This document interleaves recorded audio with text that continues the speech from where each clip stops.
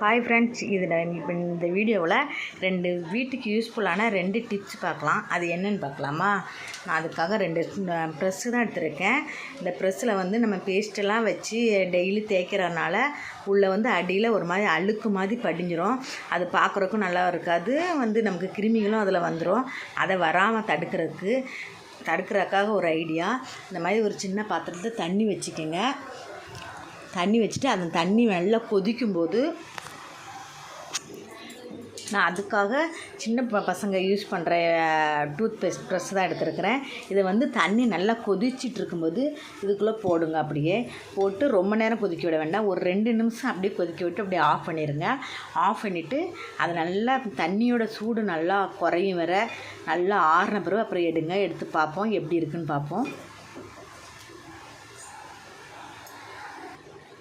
தண்ணி ஆறிடுச்சு பாருங்கள். ப்ரெஸ் நான் முதல்ல போட்டதுக்கு இப்போ எவ்வளோ பளிச்சுன்னு இருக்கு பாருங்கள். உள்ளே எந்த கரையுமே இல்லை. எல்லாமே நல்லா கலண்டு வந்துருச்சு. பார்க்குறக்கே நல்லாயிருக்கு. எந்த கிருமிகளும் இருக்காது. இந்த மாதிரி நீங்கள் ட்ரை பண்ணி பாருங்கள். வாரத்துக்கு ஒரு முறை இப்படி போட்டு பாருங்கள். ப்ரெஸ் அதே மாதிரி இருக்கும். ரொம்ப நாள் கொஞ்சம் புதுசாக இருந்த மாதிரி இருக்கும். ரொம்ப அழுக்காகி நம்ம தூக்கி போடுற மாதிரி இருக்காது. சீக்கிரம் ரொம்ப நாள் யூஸ் பண்ணுற மாதிரி இருக்கும். இதை ட்ரை பண்ணிங்க பாருங்கள். இந்த டிப்ஸ் பிடிச்சினா ஒரு லைக் போடுங்க. அடுத்த டிப்ஸ் என்னென்னு பார்க்கலாம் வாங்க. நம்ம சாதம் வடிக்கும்போது, நம்ம லெமன் சாதமோ புளி சாதமோ ஏதாவது கிளறின சாதம் செய்யும்போது சாப்பாடு உதிரியாக இருந்தால் தான் நல்லாயிருக்கும்.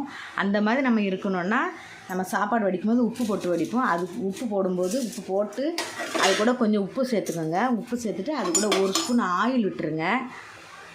ஆயில் விட்டு ஒடித்தோம்னா சாப்பாடு உதிரியாக இருக்கும். ஒன்றோடு ஒட்டாது, நல்லாயிருக்கும். நம்ம கிளறின சாதம் செய்கிறதுக்கு ரொம்ப நல்லாயிருக்கும்.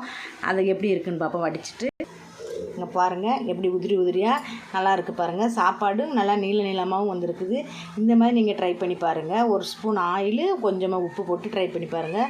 கிளறின சாதம் செய்கிறதுக்கு செமையாக இருக்கும். இந்த டிப்ஸ் பிடிச்சினா ஒரு லைக் போடுங்க. அவ்வளோதான் ஃப்ரெண்ட்ஸ். 2 டிப்ஸ் பிடிச்சினா ஒரு லைக் போடுங்க. பாய்.